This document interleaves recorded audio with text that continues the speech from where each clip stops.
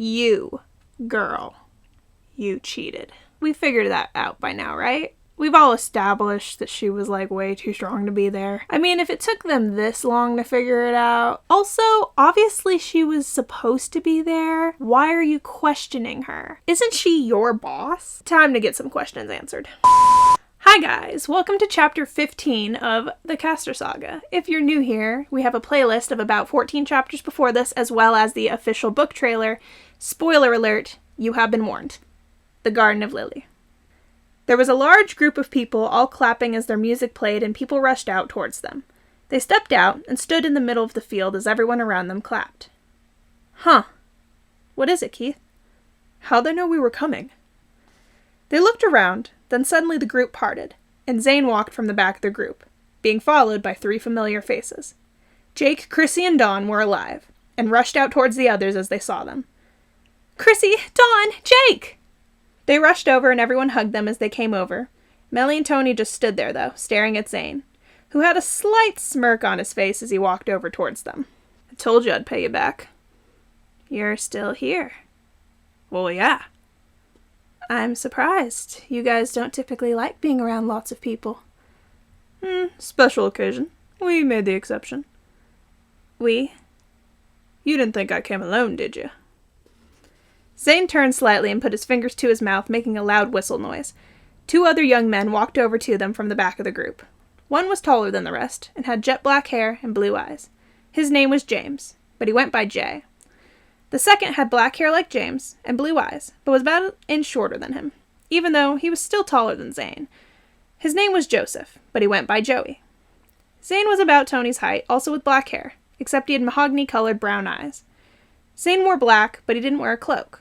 He just wore black pants with a t-shirt and black belt that had a lightning bolt on it.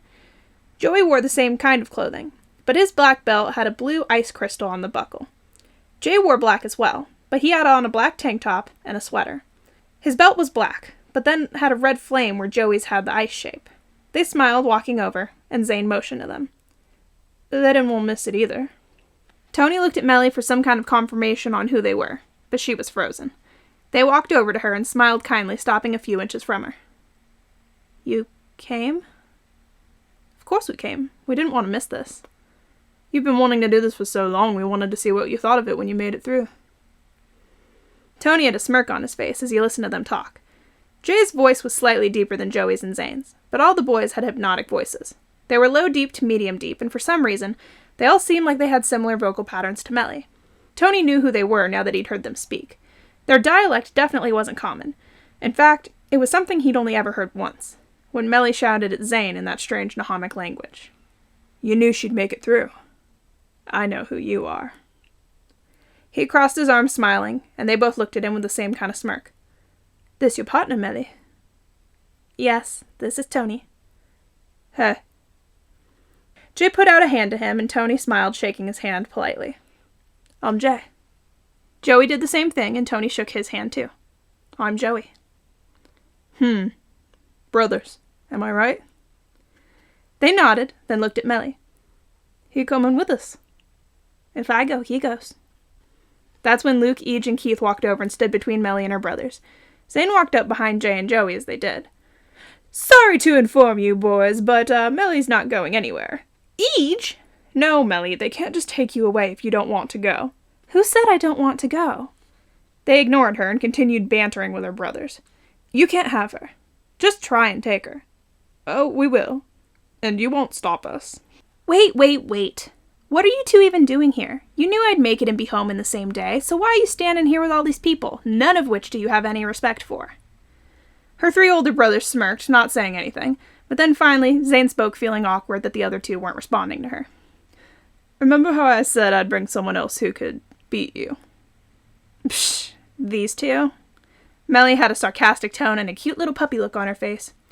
You 2 wouldn't hurt your baby sister, would you? Jay, Joey, and Zane all laughed, then looked down at her condescendingly. Yeah, we would. They had this look as if they didn't think it was bad, but Meli was super relaxed now that her brothers were there with her. She didn't seem bothered by it at all. Tony stepped between Meli and her brothers, and Meli held onto his arm, keeping him from getting too angry. Not while I'm still breathing. We could change that, you know. There was a pause. Then Tony smirked at Jay and Joey as they both raised their fists to swing at him. Tony's eyes flashed purple, and suddenly, everyone and everything around them was in slow motion. Meli was in real time like Tony was, and they stepped to the side as Tony walked over and tapped Jay and Joey on the shoulders. They stumbled forward, then looked at Tony and Meli confused for a moment. They looked around, then at each other, then at Tony. You found yourself a time warper, haven't you, Meli? What did you call me? A time warper, which is what you are. What you are, Tony, is a caster of time. It's almost as rare as a stormcaster. You can pause time and move outside of it. The rules of time are less of rules for you and more of suggestions. Time warper. I like it. Now, you want to be civilized, or should we just continue in this way? Fine. What? You will not hurt Melissa, otherwise I will be very angry, and trust me, you really won't like me angry. I don't really like you now, but if you insist.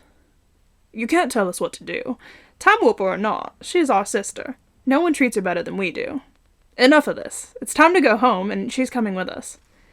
Well, then you'll just have to take me too. And the others have grown pretty fond of her, so... Tony gestured to Luke, Keith, and Eej. You'll have to take them. And in the end, is it really worth it? Jay walked up to him and grabbed him by the front of his shirt.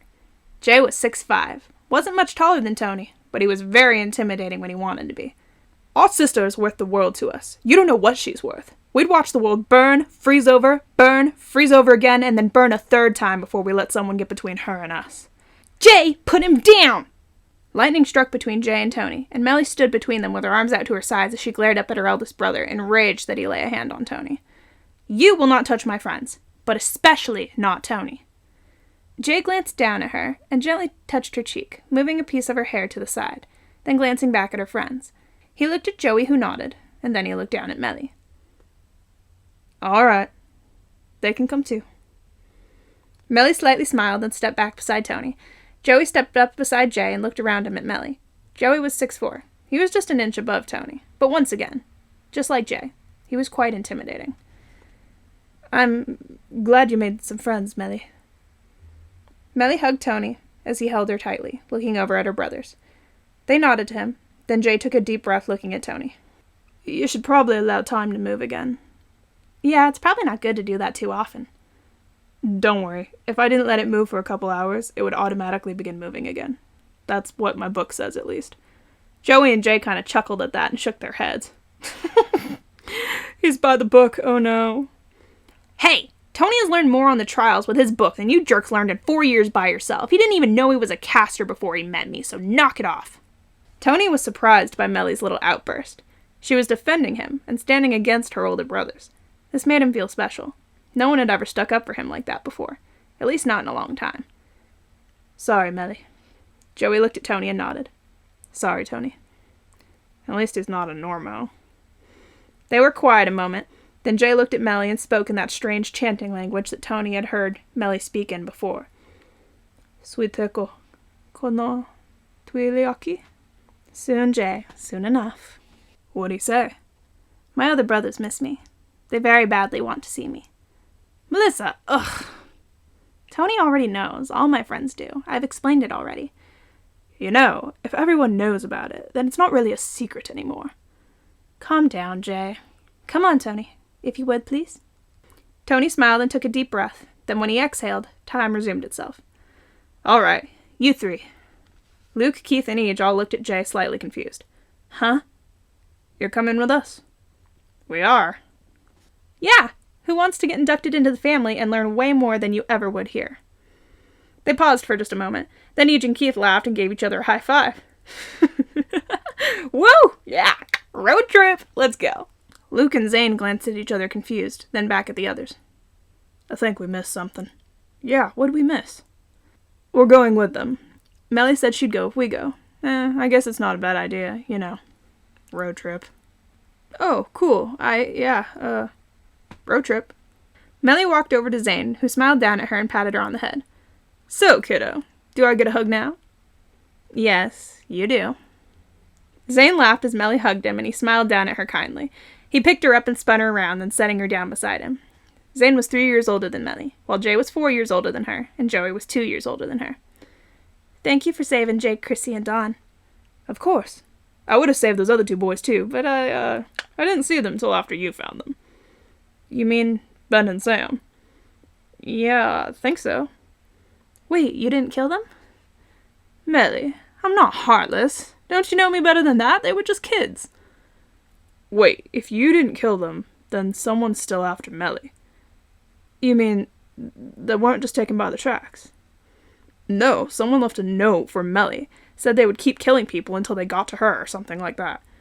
That was not me. I just followed you through because I wanted to make sure Meli was safe. Shh. Jay looked at them all, then quietly whispered, "Someone here could be the one after Meli. We can't leave until everyone goes into the dining hall. As soon as they all migrate that way, we can leave. All right, Jay. Until then, everyone stay vigilant, and don't let anyone take down your name." They nodded, then Jay looked at Meli. "Meli?" "Yeah, Jay." Joey and Jay both looked a little sad, but had small smiles on their faces. "What?" Joey stepped forward. He just doesn't want to admit that he wants a hug too. Joey hugged Meli and she hugged him tightly, then smiled at Jay. "Come here, big brother." Jay smiled as Meli hugged him, and he held her tightly, kind of rolling his eyes. "Come on, you can admit you missed me. Just a little bit?" Yeah, I did. A lot, actually. It was, too quiet without you there. Meli laughed and hugged him tightly, then letting go and wandering back over to Tony.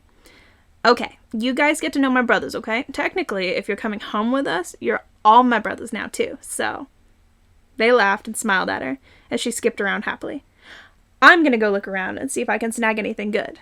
Nobody get lost, alright?" Meli skipped away from them, and they watched her wander off smiling. The guys all paused for a moment. Then Luke finally spoke. It was kind of awkward, but they got through it well enough. "So, did you say your names? I got that you were Meli's brothers, but I think I missed your names." "I'm Jay." "I'm Joey." "And you know I'm Zane, right?" "Oh, right. Okay, got it. I'm Luke, and he's Keith, and that's Ej." They all nodded in recognition, then turned walking towards Meli. "Is it just me, or does Meli seem a little more relaxed now?" "Oh, she is. The trials were a serious matter. We'll probably meet the happy-go-lucky Meli now." "Yeah, she's like this almost all the time." "What did she mean she was gonna go see if she could snag anything good?" "Well, I assume she means at the tables, but you never know. Meli is a well-practiced pickpocket." "She is? I thought you guys were the good guys." "We are, but sometimes you gotta do what you gotta do." I guess that makes sense." "Plus, she usually just doesn't mess with us, so..." Our cousin Jesse told her. "Yeah, he can be pretty sly when he wants to be himself." Joey and Jay laughed quietly at what Zane had said, and Tony raised an eyebrow, smiling. Tony watched Meli as she wandered around happily, dancing around with Dawn and Chrissy. Rose and John were talking to Jake over by the instructors. Meli came back over to them, and Dawn and Chrissy wandered over by John. Meli said goodbye to Rose, but didn't say much about the boys. Rose watched Meli walk back over to the guys and assumed she was probably going to induct Tony, Luke, Keith, and Ej, but didn't say anything about it. She was still kind of scared of Meli. Meli came over and danced around Tony, then grabbing his arm and walking by him. "Isn't it wonderful, Tony? Have you seen the ocean?" "I haven't, not yet." "Come on, come look at the ocean, Tony. It's beautiful." He laughed as she pulled him over towards the cliff. The wind blew against them as they stood there looking down at the waves. "Ah, now this. I could fly here." Tony laughed and watched her as they looked down at the waves together, feeling the wind against their bodies. Tony was so happy. He'd never felt this kind of absolute freedom before.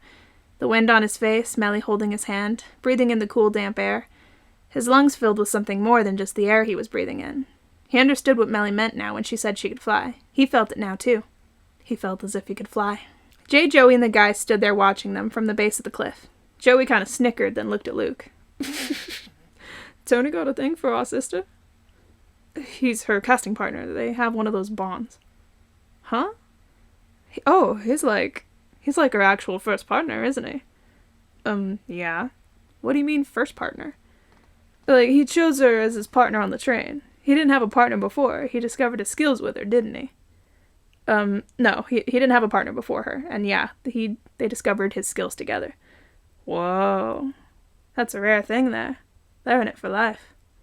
That kind of bond will last them forever." I'm glad she got someone like him as her casting partner. Why's that, Jay? You don't know this, but he's a time warper, and a powerful one. He'll keep her safe and have her back. Whoa, an actual time warper? Yeah, it's actually a good thing we got him on our side. Yeah, people at this damn place might have corrupted him. What do you mean, corrupted him? Shh, keep it down, guys. Zane leaned over to Keith and spoke quietly. The people around here have a very by-the-book way of doing things. Anything outside the box, like stormcasters and time warpers, they shove them down into the box. We don't just save people from the disasters around the world and that variety. We set casters free. Strange. So then, why not grab people before they make it to the end of the tracks? Because only real casters make it to the end of the tracks, and we have to make sure they're strong enough to survive. And anyway, we used to do that, until people started mistaking us for the monsters of the forest. Kinda hurt our reputation a little bit, you know. Besides, most people would prefer the structured environment they have here. We're kind of wild. A little crazy. Closer to the gang of rebels than anything else. We are the chaotic neutral, if you will. Rebels, huh? Sounds like fun. Oh, it is. It's very freeing. In a regular human life, you wake up, go to work, come home, and repeat. This way, every day is different. It's rather an alternative to the 9-to-5 lifestyle. Yeah, and only crazy people can do it. Aren't we all crazy? Well, you made friends with our sister, so you must be. Jay smiled as Meli and Tony came walking back down towards them slowly. He leaned over to Joey and Zane and spoke quietly to them. Casting partner or not, keep an eye on Tony for a while. I think Joey's right. I think he's got a thing for her, too. Just eyes alert, okay? Zane and Joey both nodded, as Meli and Tony finally reached them. The view up there is gorgeous, guys.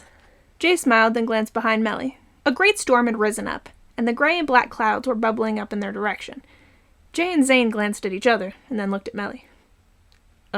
Meli? Meli, was that you? Was what, me, guys? Meli turned around and saw the clouds and immediately looked concerned. No, that was not me. Zane? Don't look at me. You know my storms are more shadow-based. So if it wasn't me, and it wasn't you, who's doing that? They all looked at the storm as it hurtled towards them. Many of the students began to panic, and the instructors rushed them into the dinner hall. One instructor woman ran over to Meli and her friends and tried to rush them inside. Please, young ones, quickly, inside. Nah, we're good. Thanks, though. What? Miss, I'm afraid you don't understand. Oh, I understand. I'm just not afraid. You don't understand who I am, ma'am. But thanks, anyways. It's okay. The instructor backed away and ran over to some other instructors, telling them what was going on. They were confused and tried using a telekinesis casting to pull Meli and her friends inside, but they wouldn't budge. I'm sorry, ma'am, but that kind of casting won't work on such an advanced level of caster. Please, just go inside now. Everything's okay. Meli smiled and then motioned to her to close the door. She slowly did, but then ran to a window to watch what was happening. The storm boiled up and the clouds turned into almost a fog as it rolled onto the edge of the cliff, then continued rolling, but not moving, closer to them. Meli wandered towards the boiling clouds. Then a sudden wind erupted from the cloud, and Meli let herself be blown back away from it, back over towards her friends. Suddenly, someone emerged from deep within the clouds. It was an evil-looking man, whom stood there staring at them with a look of rage in his dark and shadowy eyes. Each spoke up, kind of concerned. Hey, Jay, he wouldn't be one of yours, would he? Nope. The man appeared to be levitating just inches above the ground. Tony stepped in front of Meli and pulled her behind him. She held onto his arm tightly as the shadowy man levitated in front of them. Finally, Jay spoke out in a stern voice. Hello. Who are you? The man didn't say anything. What's your name? Still, there was no response. Why are you here? The man glared at Jay, and then his eyes flicked over towards Melissa. He raised his right arm slowly as pieces of what looked like spiderweb hung off of his arm. He looked like a grim reaper with skin. Sunken eyes, pale stringy gray hair, all in black robes, and he looked like he meant business. He pointed at Melissa as she took a deep breath, closing her eyes, then opening them to glow white as she stepped up beside Tony. What do you want with me? Finally the man spoke in a low and growling-like tone. His name was Grim. I am Grim. I am here to warn you of a great darkness within the presence of this school. You, girl, you cheated." Everyone was quiet for a moment, but finally Meli got a little smirk on her face as she looked up at Grim with a confident, sinister expression of her own. Something about her was different now, as if she had entirely changed her character. "Well, you may think I cheated, but there's really no way I could have. I went through just like everyone else.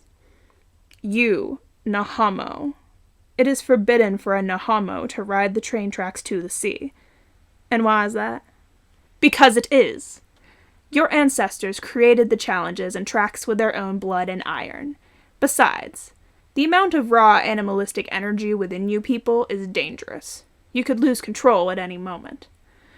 "I have plenty of control over myself, thank you." "There is a point to this. For every Castor born of Nahamo, 1 billion Castors are born who are not. For the greater good, you must be destroyed. You broke the rules. You must be punished. Storm Castor." Everyone looked around at each other, then at Melissa. She had a weird, wicked smirk on her face, and the shadowy man stood there glaring at her with his beady eyes. She was not going anywhere.